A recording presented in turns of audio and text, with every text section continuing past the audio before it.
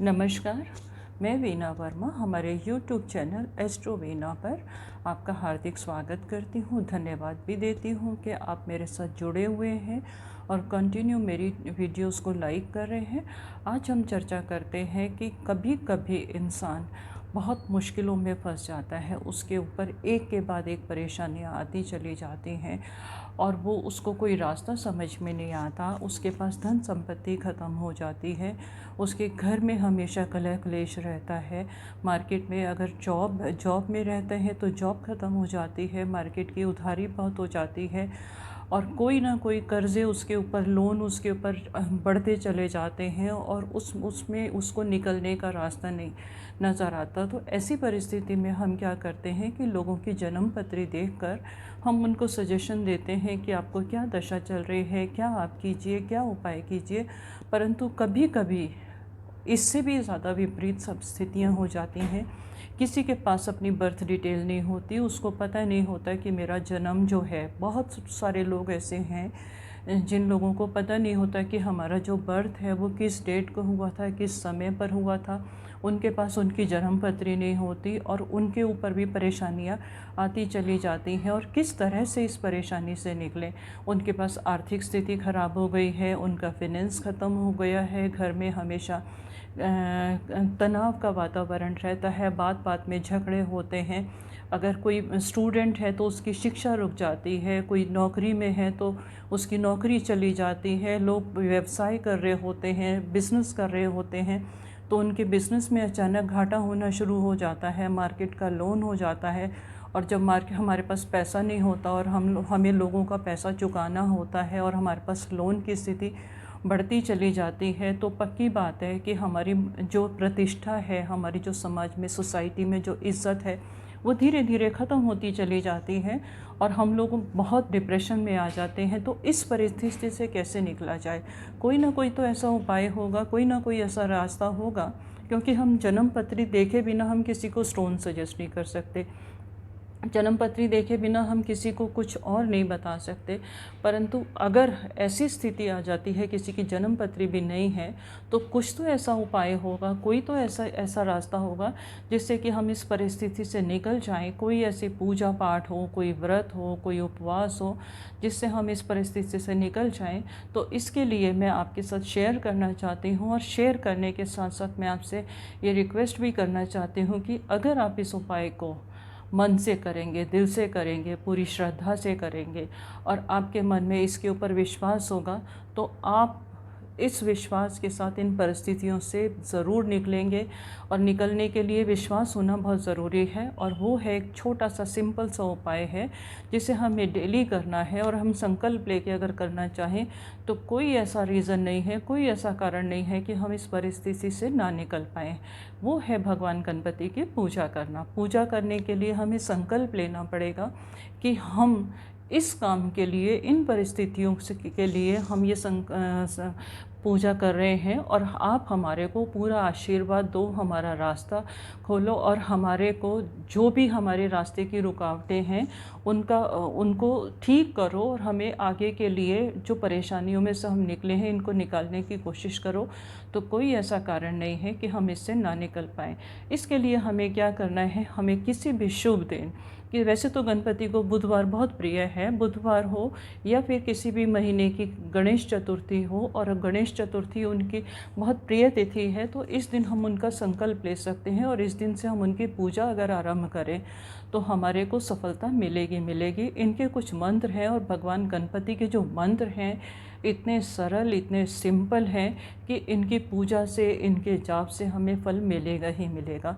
तो आज अभी मैं आपके साथ शेयर करती हूँ कि हमें किस तरह से इनकी पूजा करनी चाहिए, कौन कौन से इनके मंत्र हैं और किस तरह से हमें इनके लाभ होता है। भगवान गणपति की पूजा करने से सबसे पहले हमें लक्ष्मी प्राप्ति होती है। लक्ष्मी प्राप्ति होती है, हमारी आर्थिक स्थिति संपन्न होती है, हमें आर्थिक संपन्नता मिलने के बाद हमारी जो ज़रूरतें पूरी होती हैं तो हमारे घर में खुशहाली आती है और हमारे को सरस्वती की कृपा भी मिलती है। जब सरस्वती की कृपा मिलती है तो हमारा विज़न क्लियर होता है, हमें पता चलता है कि हमें क्या काम करना चाहिए, किस तरह से हमें सफलता मिले, किस तरह से हम आगे बढ़ें, और शिक्षा और व्यवसाय में हमारा मार्गदर्शन इससे होता है। तो ये कृपा हमारे मिलने के बाद हमारा जीवन जो है सुखमय हो जाता है और गणपति की पूजा करने से हमें घर में खुश रहने का माहौल मिलता है। हम हमेशा कार्यरत रहते हैं और कार्य अगर हम करते हैं तो हम उसमें सफलता मिलती है। तो इसके लिए हमें क्या करना है, हमें भगवान गणपति का कोई भी मंत्र जो मैं अभी आपको बताने वाली हूँ वो चूज़ कर लेना है कि हमें कौन सा मंत्र करना है और कौन सा हम इजीली कर सकते हैं। शुभ मुहूर्त सुबह सुबह उठें, स्नान के बाद अपने आप को शुद्ध करके घर के मंदिर में किसी भी स्वच्छ स्थान में जो बिल्कुल पवित्र हो वहाँ पर एक आप आसन बिछाइएगा। आसन पीले और लाल रंग का हो सकता है, उस पर भगवान गणपति की मूर्ति या उनकी फ़ोटो आप स्थापित कीजिए। अगर उसका भी अभाव है तो आप एक प्लेट के अंदर सुपारी भी रख सकते हैं, पान के पत्ते के ऊपर सुपारी रख सकते हैं और सुपारी को भगवान गणपति का प्रतिरूप मान के आप उसकी आराधना करना शुरू कीजिएगा। उनको टीका लगाइएगा, अक्षत चढ़ाइएगा, पुष्प चढ़ाइएगा। और उस दिन आपको गणपति को मोदक बहुत प्रिय हैं, लड्डू बहुत प्रिय हैं, तो आप उनको लड्डू का भोग लगाएंगे। साथ ही आप इलायची रख सकते हैं और इसके बाद आप कुछ दक्षिणा रखिएगा और दक्षिणा रखने के बाद आप गणपति के दीपक जलाने के बाद गणपति के मंत्र का जाप कीजिएगा। उस दिन आप संकल्प ले लीजिएगा कि ये मंत्र जो है मैं 21 दिन या 40 दिन करूँगा और करने के बाद आप मेरे जो रास्ते की जो रुकावटें हैं, जो मेरे साथ परेशानियाँ आ रही हैं और जो भी मेरे परेशानियां हैं आप उनको दूर करने की कोशिश कीजिएगा। और 40 दिन के बाद अगर आपका संकल्प पूरा होना शुरू हो जाता है, आपकी परेशानियां ख़त्म होनी शुरू हो जाती हैं, तो आप इस मंत्र को कंटिन्यू भी कर सकते हैं।